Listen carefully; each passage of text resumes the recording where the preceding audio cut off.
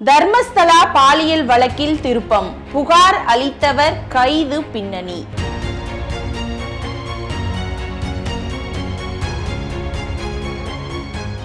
கர்நாடக மாநிலம் தட்சிண கன்னடா மாவட்டம் தர்மஸ்தலாவில் உள்ள மஞ்சுநாதர் கோயிலில் ஏராளமான பெண்களும் சிறுமிகளும் பாலியல் வன்கொடுமை செய்யப்பட்டு கொல்லப்பட்டதாக எழுந்த புகார்கள் நாட்டையே அதிர வைத்தது. இந்த நிலையில் பாலியல் வழக்கில் திடீர் திருப்பம் ஏற்பட்டுள்ளது.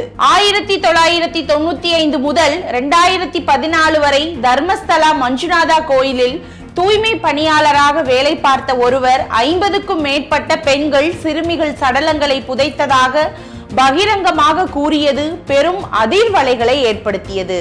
ஜூன் 22 அவர் அந்த குற்றச்சாட்டை முன்வைத்தார். அது தொடர்பாக விசாரணை நடத்த வேண்டும் என ஜூன் 27 வழக்கறிஞர்கள் வலியுறுத்திய பின்னர் ஜூலை 3 அது தொடர்பாக முறையாக அவர் அளித்த புகாரை தொடர்ந்து விசாரணை நடைபெற்று வருகிறது.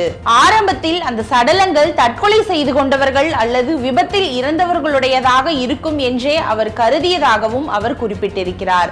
பாலியல் வன்கொடுமைக்கு உள்ளாக்கப்பட்டு கொடூரமாக கொல்லப்பட்ட பெண்கள் சிறுமிகளின் சடலங்கள் அவை என தெரிய வந்தாலும் தொடர்ந்து பல காலமாக சடலங்களை புதைக்கவும் எரிக்கவும் தான் கட்டாயப்படுத்தப்பட்டதாக அவர் கூறியிருக்கிறார். பாலியல் வன்கொடுமையை நேரில் பார்த்த சாட்சிகளும் கொல்லப்பட்டதாக அவர் அதிர்ச்சிகளை அடுக்கியிருக்கிறார். சடலங்களை அப்புறப்படுத்த ஒத்துழைக்க மறுத்ததால் அவரும் கொல்லப்படலாம் என்று மிரட்டப்பட்டதாகவும் 2014 தனது குடும்பத்தை சேர்ந்த ஒருவரும் பாலியல் ரீதியாக துன்புறுத்தப்பட்ட பின்னர் தனது குடும்பத்துடன் தர்மஸ்தலாவை விட்டு வெளியேறியதாகவும் அவர் தெரிவித்திருக்கிறார். இதனிடையே 2003 காணாமல் போன பெண்ணின் தாய் மீண்டும் புதிதாக ஒரு புகார் அளித்திருந்தார்.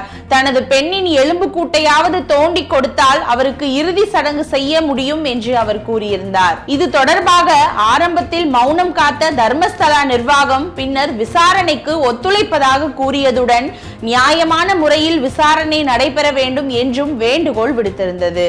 அந்த கோயிலின் நிர்வாக அதிகாரி வீரேந்திர ஹெக்டே அரசியல் செல்வாக்கு கொண்டவர் என்பதால் அரசியல் ரீதியாகவும் கடும் விமர்சனங்கள் வாதங்கள் எழுந்தன. இதன் பின்னணியில் கர்நாடக அரசு அமைத்த சிறப்பு புலனாய்வு குழு நடத்திய விசாரணையில் தர்மஸ்தலா பாலியல் வழக்கில் திடீர் திருப்பம் ஏற்பட்டுள்ளதுடன் அது குறித்த மர்மமும் நீடிக்கிறது. அதாவது கர்நாடகாவில் தர்மஸ்தலா கோயில் நிர்வாகிகள் 50க்கும் மேற்பட்ட பெண்களை பாலியல் கொடுமை செய்து கொன்றதாக புகார் அளித்த முன்னாள் தூய்மை பணியாளரை போலீசார் கைது செய்ததுதான் அந்த திருப்பம். கூடவே அதன் பின்னணியில் அரசியல் அழுத்தம் இருக்கலாம் என்றும் தகவல் வெளியாகியுள்ளது. கர்நாடக அரசு நியமித்த சிறப்பு புலனாய்வு குழுவை சேர்ந்த போலீசார் நேத்ராவதி ஆற்றங்கரையில் 13 இடங்களில் தோண்டி சோதனை மேற்கொண்டனர். அதில் 3 இடங்களில் எலும்புக்கூடுகள் கண்டுபிடிக்கப்பட்டன. ஆனால் மண்டையோடு கிடைக்கவில்லை. இதையடுத்து தர்மஸ்தலா கோயில் நிர்வாகி வீரேந்திர ஹெக்டே தர்மஸ்தலா கோயிலின் மாண்பை கெடுக்கும் வகையில் பொய் புகார் அளித்துள்ளார் என குற்றம் சாட்டியுள்ளார். அதே போல கர்நாடக முன்னாள் அமைச்சர் ஜனார்த்தன ரெட்டி இதன் பின்னணியில் தமிழக காங்கிரஸ் எம்பி சசிகாந்த் செந்தில் இருக்கிறார் என்று குற்றம் சாட்டினார். இதைத் தொடர்ந்து பாஜக எம்எல்ஏக்கள் கர்நாடக சட்டப்பேரவையில் அமளியில் ஈடுபட்டனர். காங்கிரஸை சேர்ந்த மூத்த அமைச்சர்கள் சிலரும் எம்எல்ஏக்கள் சிலரும் கூட தர்மஸ்தலா கோயில் நிர்வாகிகளுக்கு ஆதரவாக இருப்பதாக தகவலும் வெளியானது. இந்த விவகாரத்தில் கர்நாடக துணை முதல்வர் சிவகுமார் சட்டப்பேரவையில் பதிலளிக்கும் போது தர்மஸ்தலா மிகவும் பிரபலமான பிரசித்தி பெற்ற கோயிலாகும்.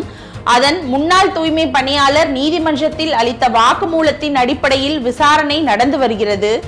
அங்கு தவறு நடந்திருந்தால் சட்டப்படி நடவடிக்கை எடுக்கப்படும். அவதூறு பரப்பினால் நன்கு ஆராய்ந்து தண்டனை வழங்கப்படும் என்று கூறியிருந்தார். இந்த நிலையில்தான் விசாரணை குழு போலீசார் புகார் அளித்த முன்னாள் தூய்மை பணியாளரிடம் விசாரணை நடத்தி வந்தனர்.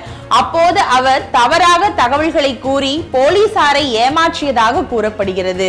எனவே அவர் மீது போலீசார் வழக்கு பதிவு செய்து கைது செய்தனர். இந்த விவகாரத்தில் மற்றொரு புகார்தாரரான சுஜாதா பட் என்பவர் செய்தியாளர்களிடம் பேசும்போது, தர்மஸ்தலாவில் என் மகள் அனன்யா பட் கொல்லப்பட்டதாக புகார் கூறினேன். அவர் எனது மகள் கிடையாது, எனது நண்பனின் மகள். நான் பொய் புகார் அளித்ததற்கு மன்னிப்பு கேட்டுக் கொள்கிறேன் என்று பல்டி அடித்துள்ளார். தர்மஸ்தலா பாலியல் கொலை விவகாரத்தில் புகார் அளித்த நபர் மீதே நடவடிக்கை எடுக்கப்பட்டிருப்பதன் பின்னணியில் அரசியல் அழுத்தங்கள் இருப்பதாகவும் சர்ச்சைகள் எழுந்துள்ளன. முன்னதாக தன் அடையாளத்தை இதுவரை வெளிப்படுத்தாத நீதிமன்ற பாதுகாப்பில் உள்ள அந்த 50 வயது முன்னாள் தூய்மை பணியாளர் அளித்த பேட்டி ஒன்றில் மண்ணரிப்பு, காடுகளின் வளர்ச்சி மற்றும் கட்டுமான பணிகளின் காரணமாக சில புதைக்குழிகள் காணாமல் போயிருக்கலாம். பகல் நேரத்தில் உடல்கள் புதைப்பதை உள்ளூர்வாசிகள் பார்த்தனர். ஆனால் யாரும் எங்களை தடுக்கவோ அல்லது விசாரிக்கவோ கிடையாது.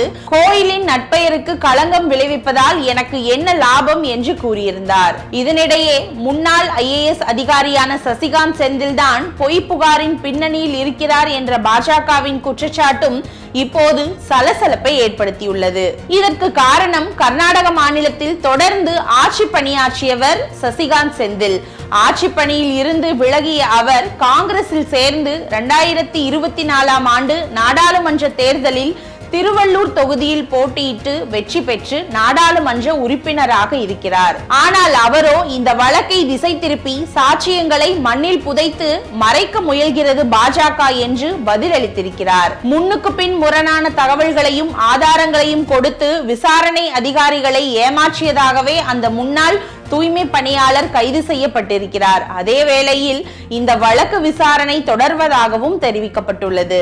உண்மையிலேயே தூய்மை பணியாளர் அளித்த புகாரின்படி ஏராளமான பெண்கள், சிறுமிகள் பாலியல் வன்கொடுமை செய்யப்பட்டு கொல்லப்பட்டார்களா?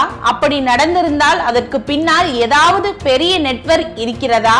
அல்லது இந்த குற்றச்சாட்டுகள் அனைத்தும் பொய்யானவையா? தர்மஸ்தலாவின் மாண்பை சீரழிக்கும் சதி செயலா என்பதெல்லாம் நேர்மையான இறுதி விசாரணை முடியும் போதுதான் தெரிய வரும்.